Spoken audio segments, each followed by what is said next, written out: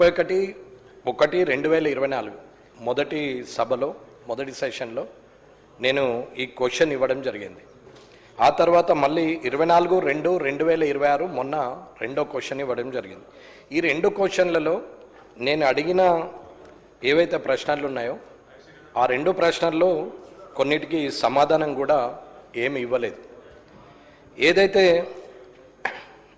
Double బెడ్రూమ్లు ఇచ్చారు దాంట్లో నాణ్యత లోపంతో చత్తులు నుండి ఇసుక వెళ్ళడం, లేకపోతే అద్దాలు పగిలిపోయి ఉండడం, ప్లంబరు పైప్ లైన్ లేకపోవడం, సెప్టీ ట్యాంక్ లేకపోవడం, వాటర్ సప్లై లేకపోవడం, ఎలక్ట్రిసిటీ పైప్ లైన్ అంతా తీసేయడం, ఆ డబుల్ బెడ్రూమ్లలో అన్ని కార్యక్రమాలు అన్నీ కూడా ఇల్లీగల్ కార్యక్రమాలే జరుగుతున్నటువంటి సందర్భంలో అడిగినటువంటి ప్రశ్న అది.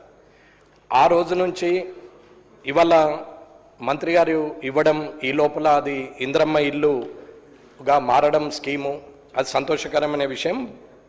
గ్రామాల్లో కూడా ఇంద్రమ్మ ఇల్లు అవుతున్నాయి, దీంట్లో ఎటువంటి అభ్యంతరం లేదు, దాని మీద కామెంట్ చేయాల్సిన అవసరం లేదు, ఎందుకంటే ప్రజలకి మంచి జరుగుతుంది. దానికి నేను కూడా మీకు ధన్యవాదాలు తెలియజేస్తాను.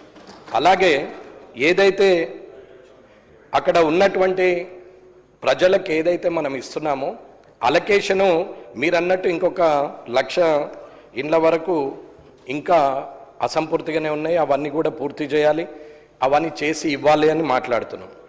అన్న ఇది ఉన్న పరిస్థితి ఏంటంటే ఎవరిని ఉద్దేశించి మాట్లాడేది కాదు, అది ఆల్రెడీ బీటలు వారి చత్తులు పగిలి లీకేజీలై అక్కడ ఉన్నటువంటి ఐరన్ ఫ్రేమ్స్ అన్ని, కిటికీ ఫ్రేమ్స్ అన్నీ మొత్తము లీకేజీలు అవుతూ అద్దాలు పలిగిపోయి అక్కడ ఉన్నటువంటి సందర్భంలో ఇంకా లేట్ చేస్తూ ఉంటే ప్రభుత్వం మీద భారం అవుతుందే తప్ప ప్రజలకు మాత్రం లాభమయ్యే ఛాన్స్ అయితే లేదు. ఇది నా అభిప్రాయం. మీరు మంత్రి గారు ఒకసారి మీరు ఆలోచించుకొని అది ఎంత తొందరగా పూర్తయితే అంత మంచిది. ఈ ప్రజాపాలన ప్రభుత్వంలో ఇప్పుడు జరుగుతున్నటువంటి ప్రజాపాలన కార్యక్రమం 99 రోజులు ఏదైతే ఉందో అందులో మీరు పూర్తి చేస్తామని మాట ఇచ్చారు. నిజంగా పూర్తయితే సంతోషం. పూర్తయిన వాటిని అది నిజమైన అర్హులకి ఇవ్వడం బాగుంటుంది. గతంలో ఇది నా వాళ్ళు, నీ వాళ్ళు, కౌన్సిలర్కి సంబంధము, ఎమ్మెల్యేకి సంబంధము, లేకపోతే అక్కడున్న ప్రజాప్రతినిధికి సంబంధం ఉండి ఇచ్చినటువంటి కొన్ని అక్రమాలు జరిగినాయి. కొన్ని దగ్గరలో పారదర్శకంగా జరగచ్చు, కాదని నేను అనట్లేదు. నాకు తెలిసిన దగ్గరనైతే అలా జరిగింది. ఇప్పుడు ప్రస్తుతం మళ్ళీ ఇందిరమ్మ కమిటీ అని చెప్పేసి వాళ్ళు కూడా మేము ఈ పొజిషన్లో ఉన్నాం, ఆ పొజిషన్లో ఉన్నాం, మేము ప్రభుత్వంలో ఉన్నాం, మేము ప్రభుత్వంలో మా పార్టీ ఉంది కాబట్టి మాకు ఇవ్వాలని రెవెన్యూ వాళ్ళ మీద, ఎంఆర్ఓల మీద ఒత్తిడి చేయడం జరుగుతున్నది. మంత్రి గారు మీరు దయచేసి మీకు ఉన్నటువంటి మీ డిపార్ట్మెంట్లో ఉన్నటువంటి అధికారులకు మీ మద్దతు అవసరం, వాళ్ళకి మనోధైర్యాన్ని ఇవ్వాల్సిన అవసరం ఉంది. నిజానికి ఎవరైతే అర్హులో వాళ్ళకి ఇవ్వడం వల్ల ప్రభుత్వానికి మంచి పేరు వస్తుంది. ఆ ప్రభుత్వానికి మంచి పేరు వచ్చినప్పుడు తద్వారా మళ్ళొక్కసారి విజయం కలుగుతుందే తప్ప ఇలాంటి కార్యక్రమాలు చేసి అవినీతి పనులు చేస్తూ నావాడు నీవాడని తిరిగి మళ్ళీ ఇస్తే మళ్ళీ ఎలాంటి పరిణామాలు ఎదుర్కోవాల్సి వస్తుందో మీకు చెప్పేంత అవసరం లేదనే నేను అనుకుంటున్నాను. కాబట్టి ఇది తొందరగా చేయమని చెప్తున్నాం. సరే, ఇంకొకటి ఏంటంటే అసలే ఆన్సర్ ఇవ్వండి ఏంటంటే ఆ రోజైనా డబుల్ బెడ్రూమ్లో కేంద్ర ప్రభుత్వం పాత్ర ఏమైనా ఉందా, ఉంటే ఏముంది అని అడగడం జరిగింది. దాని గురించి మంత్రి గారు ఏమీ చెప్పలేదు.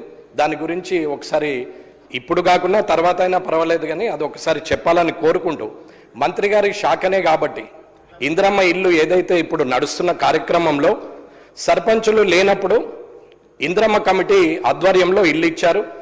నా కామారెడ్డి కాన్స్టిట్యున్సీలో నేను ఎక్కడ కూడా వేలు పెట్టలేదు. ఇందిరమ్మ కమిటీ ఏది అప్రూవ్ చేసుకుంటే అదే చేసుకోనని చెప్పేసి నేను ఎక్కడ మాట్లాడలేదు. ప్రజల్లో కూడా నేను వ్యతిరేకం చేయలేదు. నా దగ్గరికి వస్తే ఒకవేళ జెన్యూన్ ఉంటే నేను ఎండిఓకు ఫార్వర్డ్ చేయడం జరిగింది తప్ప, ఎంఆర్ఓలకు ఎండిఓకి చెప్పడం జరిగింది తప్ప ఎక్కడ నేను డైరెక్ట్గా ఇన్వాల్వ్ కాలేదు. ఇందిరమ్మ కమిటీ ద్వారానే జరిగింది. అయితే ఇప్పుడు ఇంకొక సమస్య ఏంటంటే లోకల్ బాడీ ఎలక్షన్లు అయినాయి, సర్పంచ్లు వచ్చారు.